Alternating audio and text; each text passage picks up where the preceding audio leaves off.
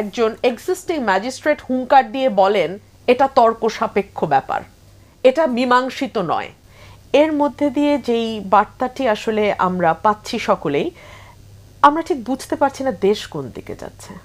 তাপসী তাবাসসুম উর্মি সরকারের মুখের ওপর কথা বলার সাহস পেয়েছে সরকারের বাজে কর্মকাণ্ডের জন্যই। অন্তর্বর্তীকালীন সরকার অযথা মামলা করা শুরুর ফলেই উর্মির মতো এখন সবাই মুখ খুলতে শুরু করেছে। এবার বরখাস্ত ম্যাজিস্ট্রেট তাপসী তাবাসসুম উর্মির পক্ষ নিয়ে কঠোর আন্দোলনের ঘোষণা দিলেন ব্যারিস্টার রুমিন ফারহানা। অন্তর্বর্তীকালীন সরকারের প্রধান উপদেষ্টাকে নিয়ে সমালোচনা এবং শহীদ আবু সাইদকে সন্ত্রাসী বলে বরখাস্ত হয়েছেন ম্যাজিস্ট্রেট তাপসী তাবাসসুম উর্মি। তবে তার একটি ফেসবুক পোস্টের কারণে বরখাস্ত হওয়ার ব্যাপারটি মেনে নিতে পারছে না দেশের বড় বড় নেতারা।